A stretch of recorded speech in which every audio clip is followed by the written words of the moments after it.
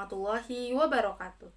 Perkenalkan, nama saya Eli Susilawati dengan nomor induk mahasiswa 11 213 000026.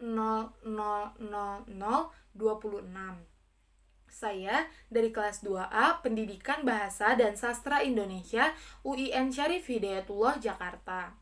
Seperti yang tercantum pada judul, video kali ini saya akan membahas mengenai analisis fonemik yang telah saya lakukan untuk memenuhi tugas akhir mata kuliah fonologi yang diampu oleh Ibu Neneng Nurjanah M. Hum. Analisis fonemik yang saya lakukan mencakup mencari fonem dengan pasangan minimal, membuat tabel fonem, memetakan distribusi fonem, menganalisis kluster, dan yang terakhir yaitu menganalisis alofon.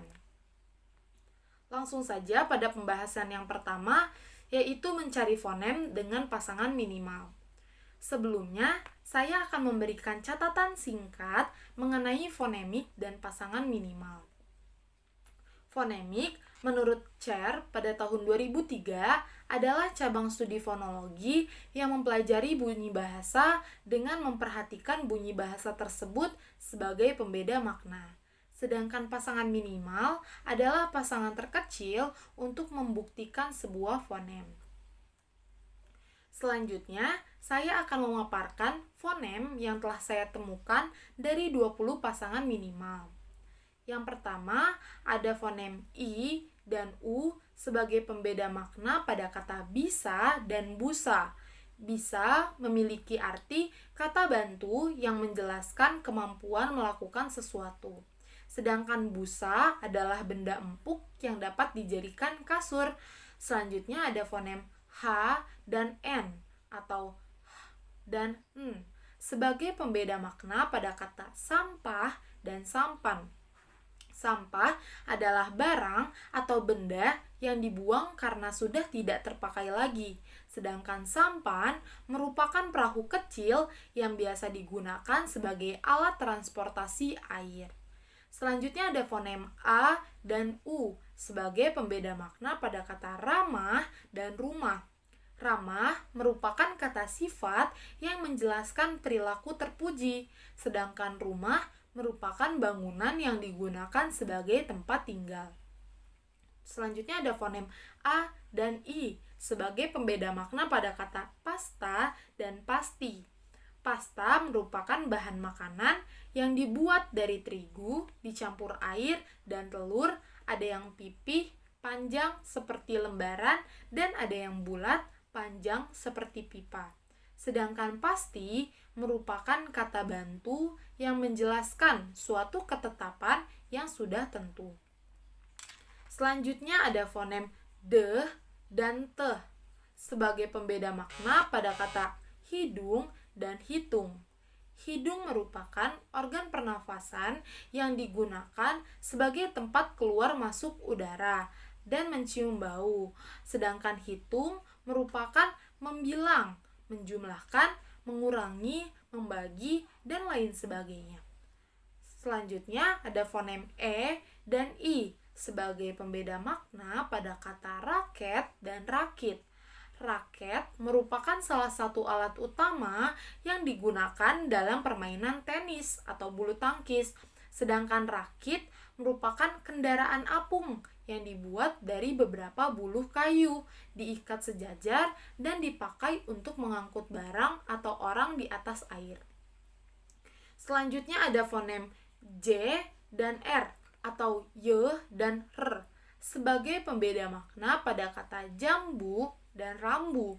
Jambu merupakan salah satu buah yang memiliki beberapa macam jenis dan rasa, sedangkan rambu merupakan tanda atau petunjuk. Selanjutnya ada fonem A dan I pada kata halang dan hilang. Halang memiliki arti rintang, sedangkan hilang memiliki arti tidak ada lagi atau lenyap. Selanjutnya ada fonem A dan U sebagai pembeda makna pada kata rambat dan rambut. Rambat memiliki arti menjalar, sedangkan rambut memiliki arti bulu yang tumbuh pada kulit manusia, terutama di kepala.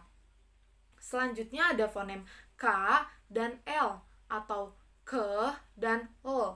Sebagai pembeda makna pada kata makam dan malam. Makam memiliki arti tempat peristirahatan terakhir. Sedangkan malam memiliki arti kata bantu yang menjelaskan waktu terbenamnya matahari hingga matahari terbit. Selanjutnya ada fonem B dan P atau B dan P sebagai pembeda makna pada kata badan dan padan. Badan memiliki arti bagian utama dari suatu benda, sedangkan padan adalah kata bantu yang menjelaskan bandingan terhadap sesuatu. Selanjutnya ada fonem L dan N atau L dan N sebagai pembeda pada kata gelap dan genap. Gelap memiliki arti tidak ada cahaya atau penerangan. Sedangkan genap adalah kata bantu yang menjelaskan bahwa suatu barang atau hal yang disebutkan utuh, tidak kurang. Selanjutnya ada fonem T dan Z atau T dan Z. Maksudnya T dan Z sebagai pembeda makna pada kata taman dan zaman.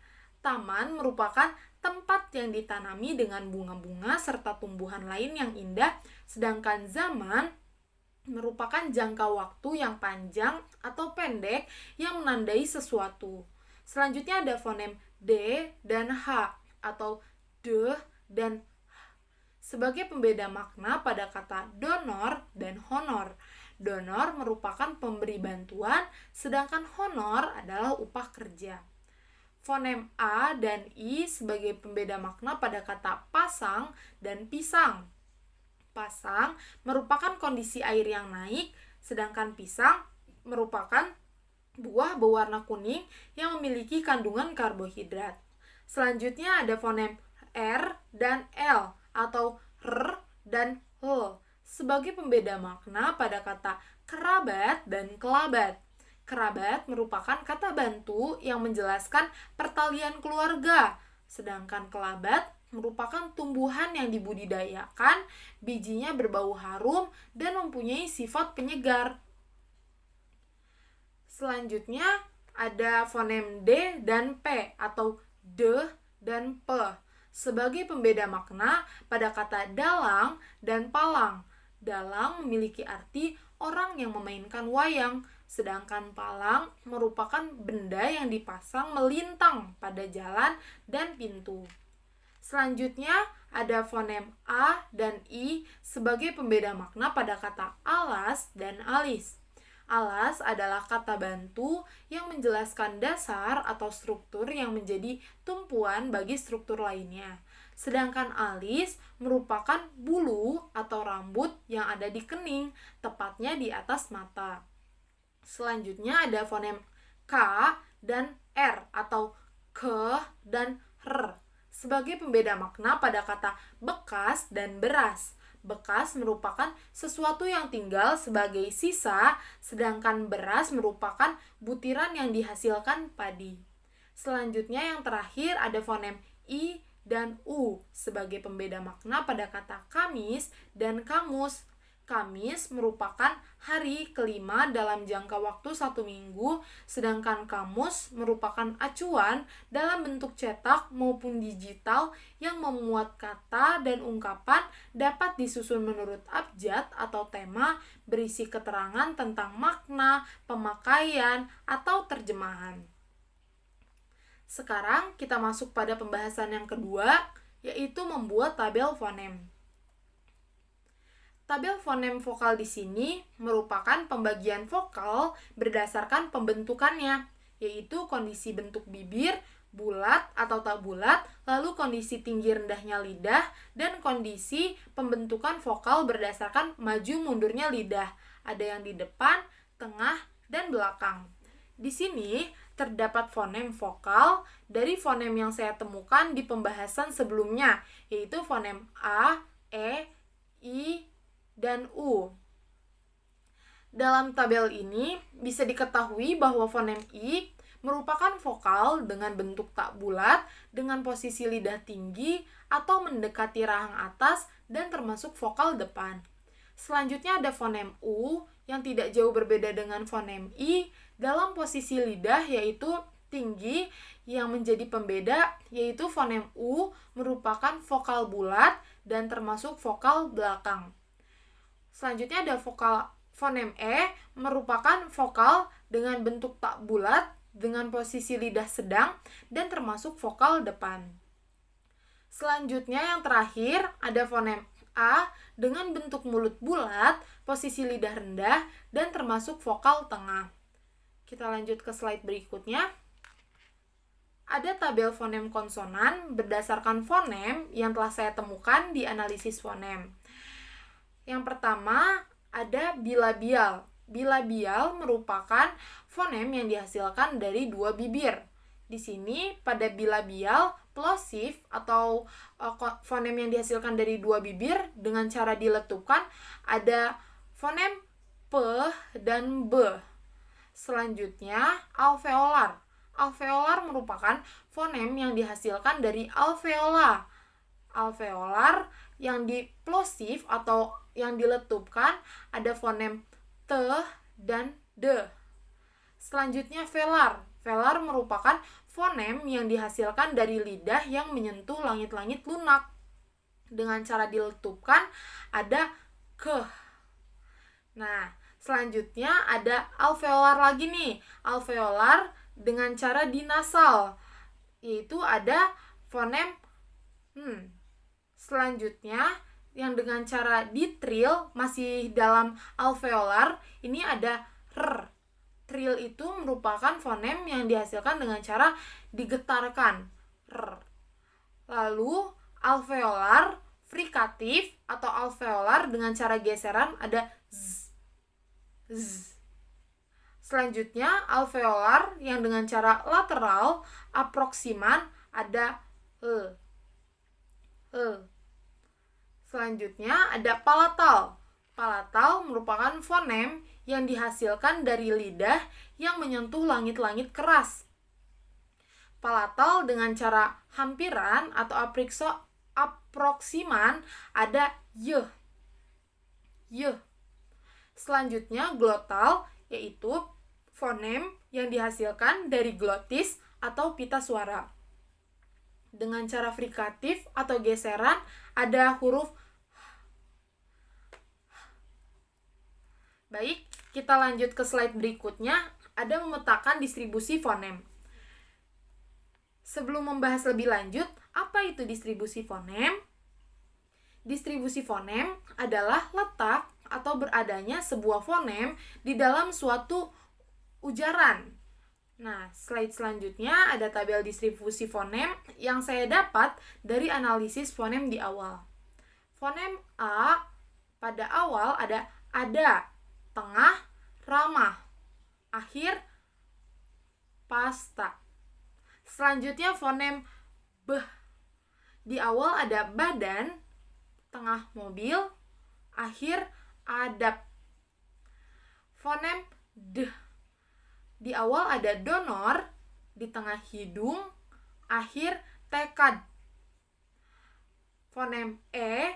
Di awal ada edisi, di tengah ada raket, di akhir ada jahe. Selanjutnya fonem di awal ada honor, di tengah ada mahal, di akhir ada sampah. Selanjutnya fonem I, di awal ada ikan, di tengah ada rakit, di akhir ada pasti. Selanjutnya fonem Y. Y di awal ada jambu, tengah ada maju, di akhir ada bajaj. Selanjutnya fonem K di awal kalimat, tengah makam, akhir galak. Fonem L atau L di awal ada lama, di tengah ada malam, di akhir ada adil. Fonem N di awal ada nasi, di tengah ada genap, di akhir ada sampan. Fonem P di awal ada padan, di tengah ada papan, dan yang terakhir ada hidup. Selanjutnya fonem R atau R, di awal ada rambu, di tengah ada kerabat, di akhir ada mahar. Selanjutnya fonem T. Di awal ada taman, di tengah ada hitung, akhir pahit. Fonem U. Di awal ada utama, di tengah rumah, di akhir malu. Selanjutnya yang terakhir ada fonem Z. Di awal ada zaman, di tengah ada mazmur, dan yang di akhir ada jazz. Selanjutnya ada menganalisis kluster. Sebelumnya, kluster adalah kelompok konsonan atau vokal yang terdapat dalam satu daerah ucapan atau gugus bunyi. Berikut ada tabel analisis kluster yang sudah saya lakukan. Yang pertama, dengan kluster G dan R, kata grafik dengan struktur silabel K, K, V. Maksudnya adalah konsonen vokal. Dengan struktur fonotaktik yaitu O, O, N. Selanjutnya pada kluster GR juga kata gram dengan struktur silabel K, K, V, K. Dengan struktur fonotaktik yaitu O, O, N, K. O itu melambangkan fonem yang berada di sebelum huruf vokal.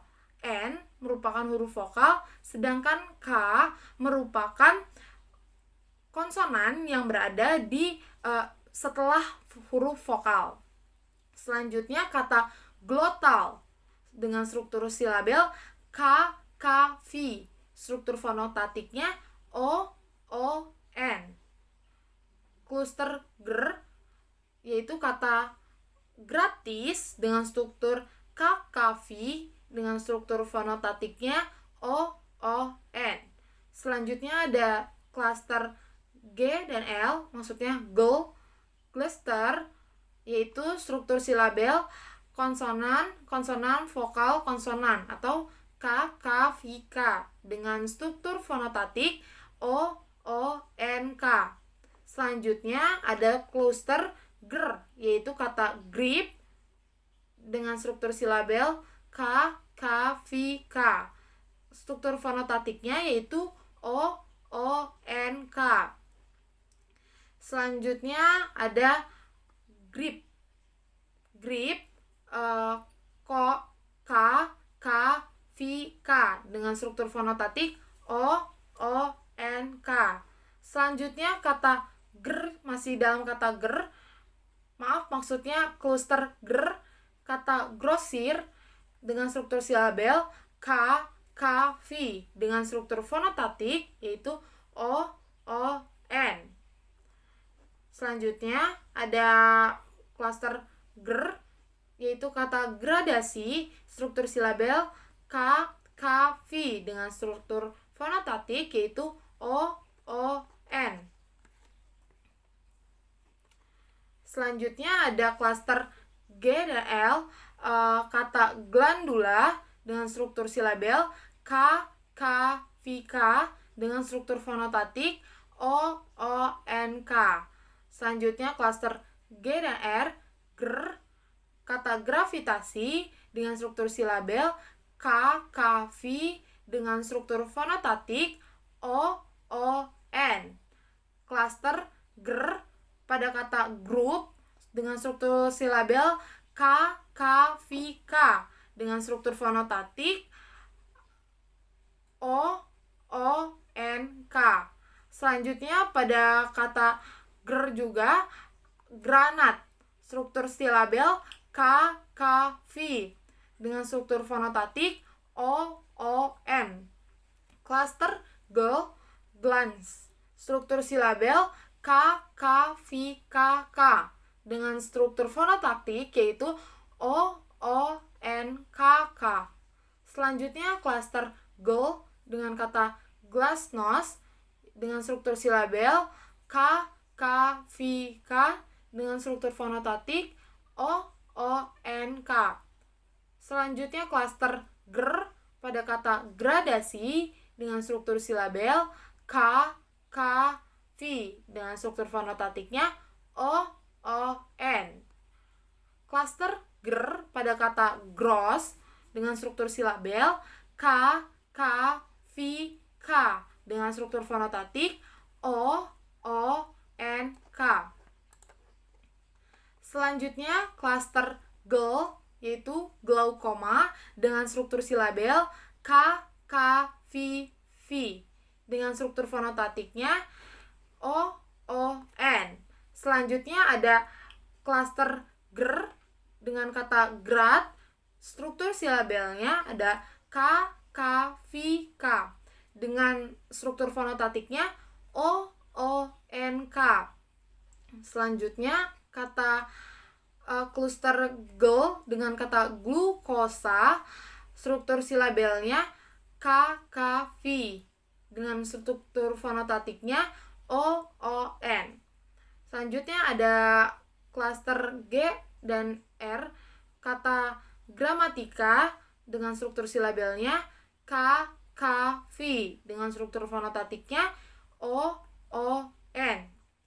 Klaster GL, kata glikogenolisis, struktur silabelnya K, K, V dengan struktur fonotatiknya O, O, N. Selanjutnya ada klaster GR yaitu grapyak, K, K, V, K O, O, N, K. Selanjutnya klaster GR gronjong dengan struktur silabel K, K, V, K dengan struktur fonotatiknya O, O, N, K. Dan yang terakhir yaitu GL, glukosida dengan struktur silabelnya K, K, V. Struktur fonotatiknya O, O, N. Perlu diingat, K merupakan simbol untuk menandakan konsonan, V merupakan vokal, O merupakan struktur fonotatik yang menandakan bahwa konsonan terletak di depan vokal, N merupakan vokal, K merupakan konsonan yang terletak di setelah vokal. Seperti itu. Berikutnya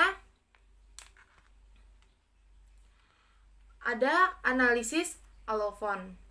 Sebelumnya saya akan menjelaskan terlebih dahulu alofon adalah varian pelafalan fonem berdasarkan posisi dalam kata. Di sini terdapat alofon vokal suku kata tertutup dan terbuka.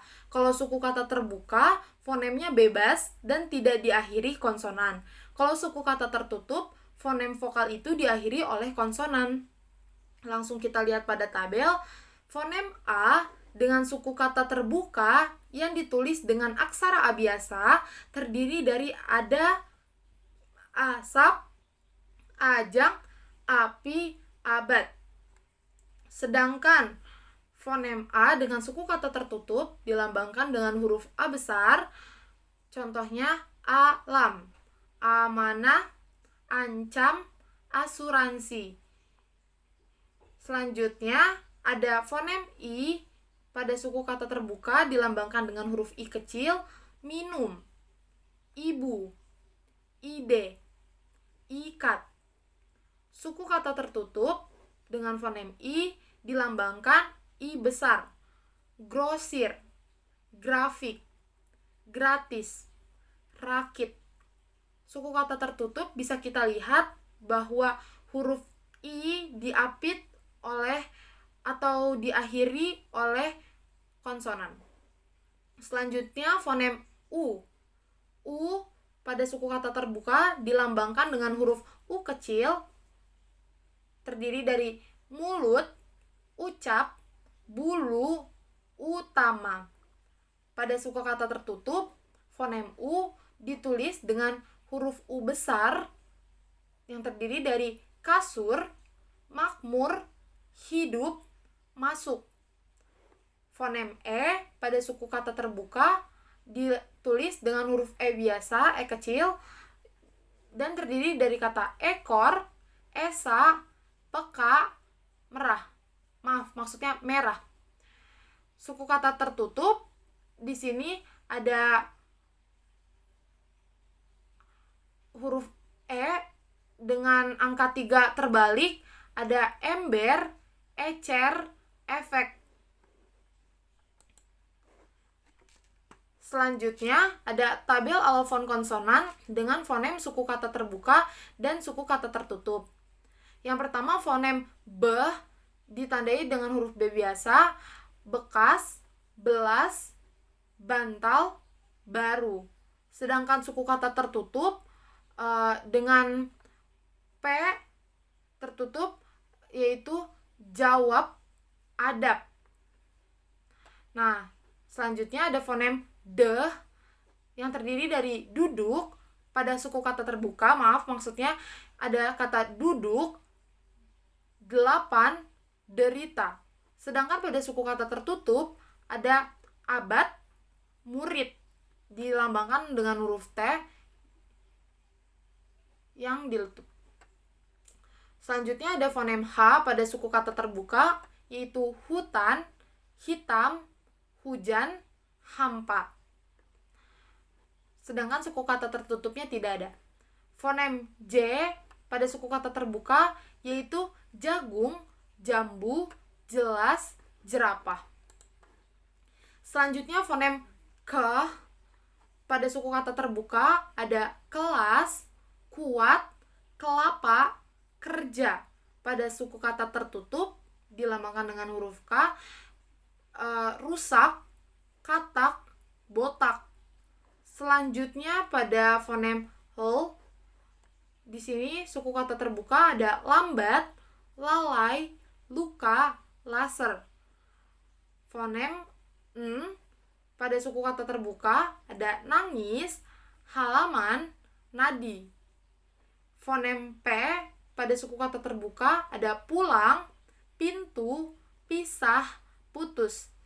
Sedangkan pada suku kata tertutup ada tatap, gelap. Selanjutnya ada fonem R pada suku kata terbuka yaitu rasa, rusa, rahasia. Sedangkan fonem T pada suku kata terbuka ada telaga, tumpah, tinggal. Sedangkan pada suku kata tertutup ada lompat, 4. Fonem Z pada suku kata terbuka ada zaman dan zat. Selanjutnya kita bisa lihat tadi suku kata maksudnya fonem B pada suku kata tertutup dan P. Kenapa bisa sama?